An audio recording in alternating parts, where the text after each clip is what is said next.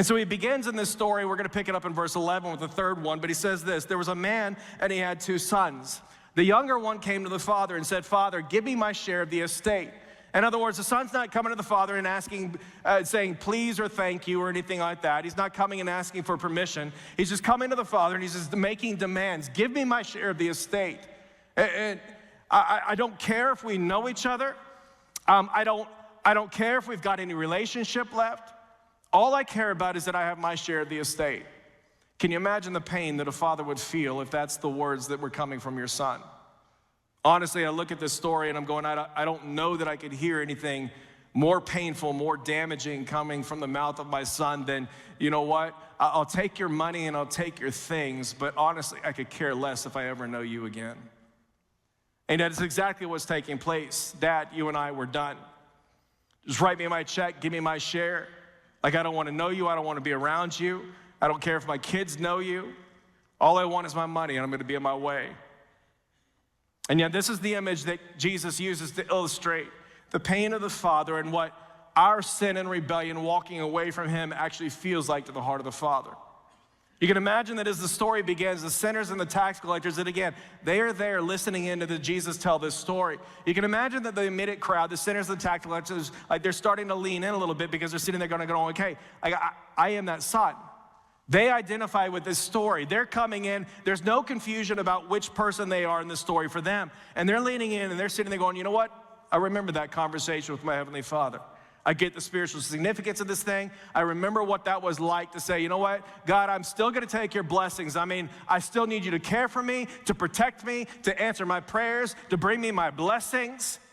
But honestly, I could care less if we ever talk again.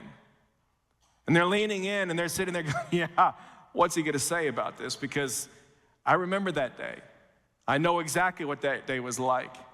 The Pharisees and the religious leaders, they're coming in. They're a little bit more confused about it. They're not seeing that Jesus is actually speaking to them in the middle of this thing.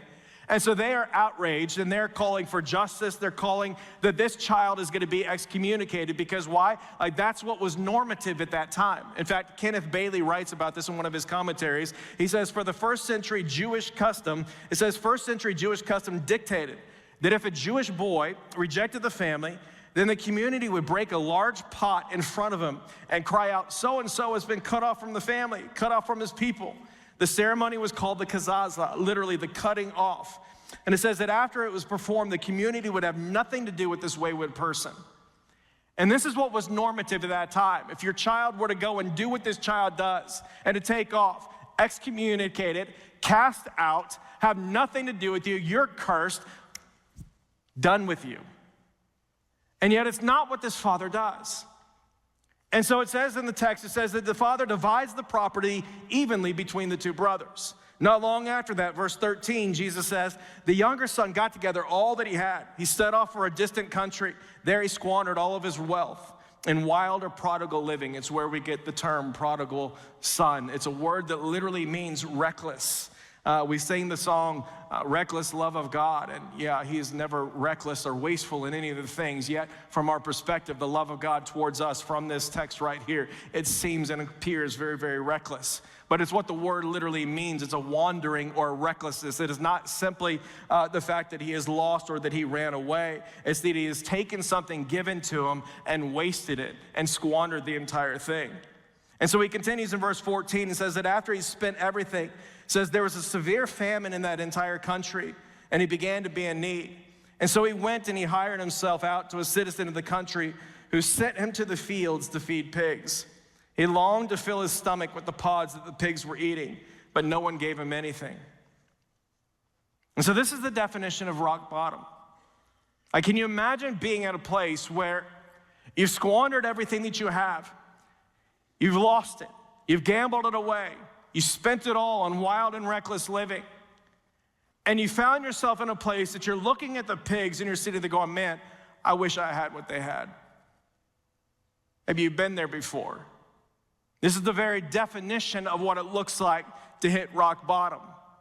This is what the text literally says. Like he longed to fill his stomach. He had nothing, famine over the land, threw out all of his money. It says that he longed to fill his stomach with the pods that the pigs were eating. In other words, like the farmers aren't even bringing him the good stuff. It's just those nasty pods. And he's looking at him going like, I wish I had that. I don't even have that much. But no one gave him anything. It's the definition of rock bottom.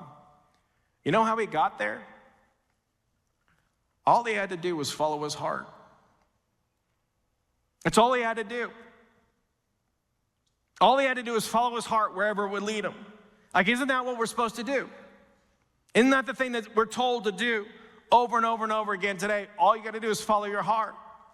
Be true to yourself. Go wherever it takes you to go. Follow it. Like, this is what Woody Allen said years ago, really aged well, I promise you right there. But Woody said this, he said, the heart wants what the heart wants. Remember this? The heart wants what the heart wants. If you deny your heart what it really wants, then you're betraying your heart. You're never really going to be happy. Like, is that not the mantra of our day? Just follow your heart, be true to yourself. If it makes you happy, then who in the world is anyone else to get in the way? And so it sounds incredible for a while. Sounds great. Follow your heart. Makes good t-shirts and bumper stickers and things like that until one day you wake up and you realize, oh my gosh, this heart can actually be deceitful. It can sometimes be calloused. It can sometimes take me places that I never wanted to go. It can sometimes lie to me. It can sometimes trick me. It can sometimes do things inside of my soul I never wanted to do. I never wanted any of this stuff. In fact, Jeremiah is going to say that the heart is deceitful above all things, and it's beyond cure. Who can understand it? Jesus is going to add to it in Mark chapter 7 that it is from within, out of a person's own heart, that evil thoughts come: sexual immorality, theft, murder, adultery, greed, malice, deceit, lewdness, envy, slander, arrogance, and folly. And so do not miss that all this man is doing is simply following his heart. I want to go play. I want to go spend. I want the ladies. I want this thing over here. I want the parties. I want the lifestyle. I want the living. I want the money. I want the comfort. I want the luxury. All I want is to follow my heart. And the irony of the story is it gives him everything that he wanted. It gave him everything that he was looking for: money, freedom, autonomy, booze, control, power, women. And he still wound up in a pigsty, jealous of all the pigs. It's why Hebrews is going to warn us about this, and it's going to call it the fleeting pleasures of sin. And he says, be aware of this, that the fleeting pleasures of sin. In other words, Hebrews is acknowledging there's pleasure in sin. You can get some laughs and some good times. You can get some temporary thrills, but take heart and recognize that these are the fleeting pleasures of sin. In other words, these pleasures don't last. And it's a lie to believe, it's a misunderstanding to think that somehow life is going to be found in this lifestyle. That somehow life is going to be found far away from the heart of the Father. Doing my own thing, pursuing my own pleasures, defining joy on my own terms, apart from the one who designed us to know and experience true and lasting joy. Hebrews is saying that these pleasures, they're fleeting, they will not last. Some of us have been there before. We know what rock bottom actually looks like. We've been there many times. You remember how the parties were fantastic at the very beginning. We remember the joys, we remember those highs, but then came the addictions over time that many of us are still wrestling with today. We know that these pleasures are fleeting. We know that they don't last. We know that they sell us something at the beginning that they never come and they pay off in the end. Like, we know that there's no depth, that there's no substance to these lies. We remember what it was like in the early days of promiscuity, going left and right, and now you've seen that variety is no substitute for intimacy, and you're battling with it today. That these pleasures that were there at the beginning, that they were fleeting, that they didn't actually last. For some of us, it was the lies of pornography saying, hey, you know what? It's harmless, it's no big deal. Everybody in the world does it. What's the big deal? You can look, you can't touch, or any of these things. And now you're seeing that those pleasures were fleeting, and all you've got left is a numb heart to the real thing at home. And we're recognizing that, you know what, rock bottom, it wasn't that hard to get there. All you had to do was follow your heart.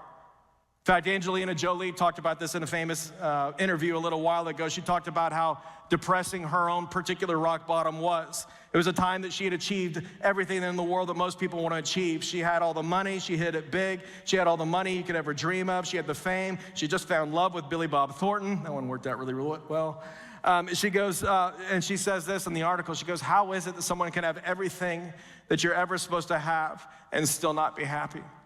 She looked into the camera and she just wondering how in the world that happens. Eminem said the same thing. He goes, you've got to be careful what you wish for. He goes, I've always wished for all of this, but it's turned into more of a nightmare than it has been a dream. And so church, don't miss that all it took for him to get where he actually is for him to follow his heart wherever it takes him.